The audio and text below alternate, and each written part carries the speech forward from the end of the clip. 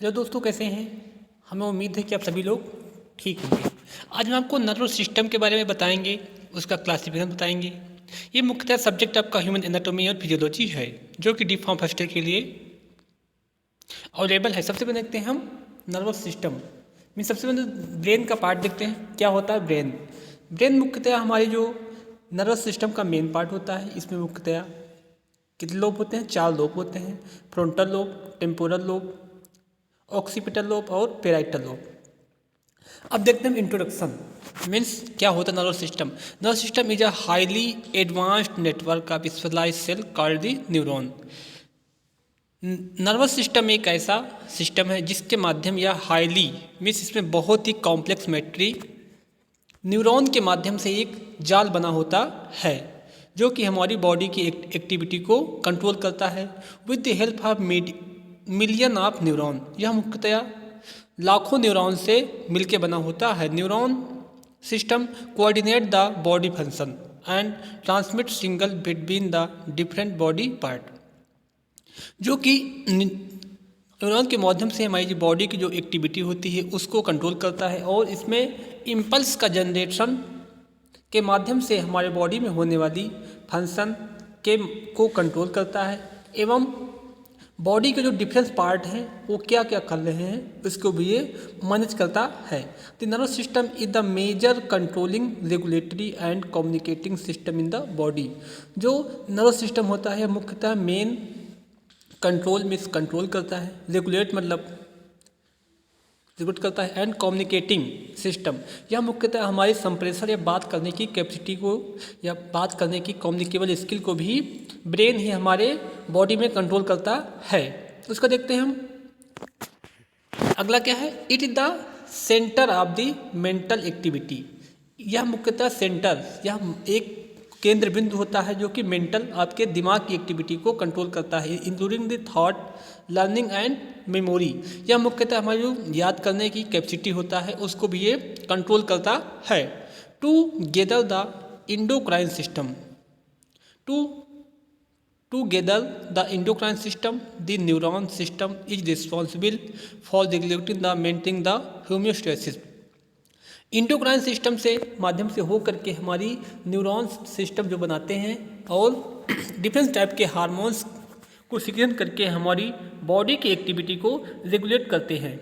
Body को hormones के माध्यम से रेगुलेट करने की एक्टिविटी को हम होम्योस्टेसिस कहते हैं। जो हमारी होम्योस्टेसिस होती है इसी के माध्यम से कंट्रोल की जाती है।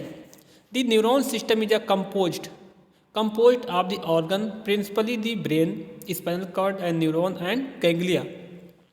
न्यूरॉन सिस्टम जो आपका नर्वस सिस्टम होता है मुख्यतः कंपोज मिलकर बना होता है। दी ऑर्गन्स तंत्र होते हैं प्रिंसिपल जो कि मेन होते हैं, ऑफ द ब्रेन जो कि हमारे दिमाग के स्पाइनल कॉर्ड होता है, और नर्व होती है, गैंग्लिया पार्ट होते हैं। इसका देखते हैं हम। These the turn consist of the various tissue. जो आपका नर्व सिस्टम होता है यह मुख्यतः बहुत टाइप के टिश्यूओं से मिलकर बना होता है, इंक्लूडिंग नर्व। उसमें बहुत से नर्व होते हैं, ब्लड होता है और कनेक्टिव टिश्यू। यह मुख्यतः कनेक्टिव टिश्यू और वेरियस टाइप से टिश्यू से कंबाइंड होकर बना होता है। Together to carry out the complex activity of the neuron system. यह मुख्यतः कैरी मीन्स ले जाता है कॉम्प्लेक्स एक्टिविटी, बॉडी की जो जटिल एक्टिविटी है या फिर अभिक्रिया है उसको ये नर्वस सिस्टम ही आपको कंट्रोल करता है। न्यूरॉन मुख्यतः हमारी बॉडी का एक नर्वस सिस्टम की सबसे छोटी इकाई है। इसी के माध्यम से हमारी जो एक्टिविटी होती है न्यूरॉन के माध्यम से ही हमारी बॉडी की होने वाली फिजियोलॉजी या फिर अदर टाइप की एक्टिविटी को एक कंट्रोल कर देता है। अगला लेते हैं हम। A single nerve is a collection of various neuron. मुख्यतः जो नर्व होती हैं वो बहुत से न्यूरॉन, जो नर्वस सिस्टम होता है बहुत से न्यूरॉनों से मिलकर बना होता है। These bundles of neuron are the covered with the protective layer. बहुत सी न्यूरॉन मिल करके एक बंडल जैसी संरचना बनाती हैं, फिर उसके ऊपर एक कवरिंग या फिर एक सिंगल जो न्यूरॉन होती है उसके ऊपर कुछ लेयर होती है जो कि डिफरेंट टाइप की होती है। The layer can be divided to the following layer. जो आपकी न्यूरॉन की लेयर होती है वो मुख्यतया डिफरेंट टाइप की होती है। सबसे पहले हम देखते हैं कितने टाइप की होती हैं।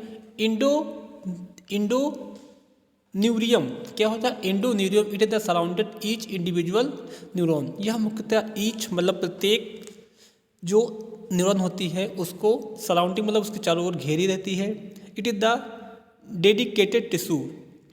यह डेडिकेटेड टिश्यू होता है कंटिन्यूस विद द सेप्टम, जो कि सेप्टम जो कंटिन्यूस टिश्यू होता है, कंटिन्यूस सेप्टम होता है वहाँ तक होता है।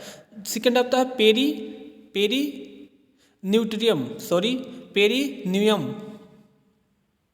It is the smooth connective tissue. यह आपका स्मूथ कनेक्टिव टिश्यू होता है that surrounded by the bundle of fibrous. यह आपके जो बंडल्स ऑफ फाइब्रस होते हैं उसको ये सराउंड में घेरे रहता है। इस लास्ट में होता है epineurium. It is the fibrous tissue that surrounded and enclose numerous nerve of the bundles. यह मुख्यतः फाइब्रस टिश्यू का बना होता है जो कि हमारी इनक्लोज अंदर से इनक्लोज किया रहता है आपकी फाइब्रस बंडल को। अब देखते हैं हमें कैसे कहाँ पे उपस्थित होती हैं। सबसे पहले आपकी जो हमने जो पोर्शन दिखाया ये आपका है न्यूरॉन का। मुख्यतः ये आपका न्यूरॉन है। उसमें देखिए सबसे पहले हम देखेंगे न्यूरॉन का पार्ट। इस पर कनेक्टिव टिश्यू, इसकी जो लेयर होती है वो कनेक्टिव टिश्यू की बनी होती है जो कि स्पाइनल नर्व का पोर्शन है। सबसे आउटर लेयर को क्या कहते हैं हम? इपीन्यूरियम। क्या कहते हैं? इपीन्यूरियम।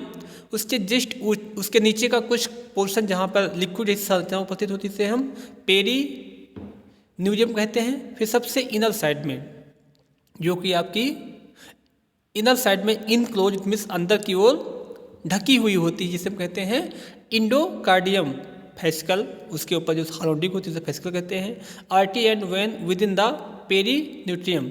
जो आपकी आर्टरी और वेन होती हैं वो पेरीन्यूट्रियम में ही उपस्थित होती हैं।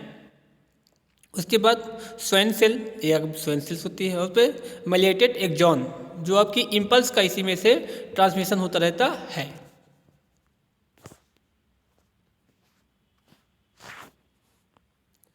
सेकेंड नंबर देखते हैं हम क्लासिफिकेशन। मीन्स आपके जो इस सिस्टम में का कितने भागों में बांटा गया है। सबसे पहले देखते हैं हम नर्वस सिस्टम। क्या सेंट्रल नर्वस सिस्टम को कितने भागों में बांटा गया है? सबसे पहले 2-3 भागों में सेंट्रल नर्वस सिस्टम, फिर पेरीफेरल नर्वस सिस्टम, फिर ऑटोनोमिक नर्वस सिस्टम। सेंट्रल में आपका ब्रेन होता है, स्पाइनल कॉर्ड होता है। फिर ब्रेन को अगर हम फिर इसको 3 भागों में बांटा गया। कौन? फोर ब्रेन, मिड ब्रेन और हिड ब्रेन। फिर अगर देखेंगे हम फोर ब्रेन को मुख्यतः 2 भागों में बांटा गया है। कौन से? सेरेब्रम में और ऑल्फैक्टरी लोब में। हिड ब्रेन को मुख्यतः 3 भागों में बांटा गया है, सेरिबेलम में, पोन्स में और मेडुला ऑब्लंगेटा में। अब देखेंगे हम सेरिब्रम को मुख्यतः 4 लोब में बांटा गया है। कौन से? 4 लोब में बांटा गया। सबसे frontal lobe, temporal lobe, parietal lobe और ऑक्सीपिटल लोब। अब देखेंगे हम पेरीफेरल नर्वस सिस्टम। यह मुख्यतया क्रेनियल नर्व होती हैं जिसमें 12 पेयर आपकी नर्व सप्लाई होती है। उसके बाद स्पाइनल नर्व, इसमें 31 पेयर नर्व सप्लाई होती हैं। उसके कहते हैं autonomic nervous system.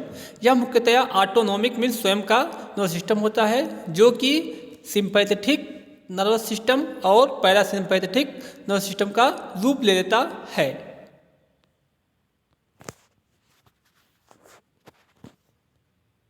Thank you for watching the videos.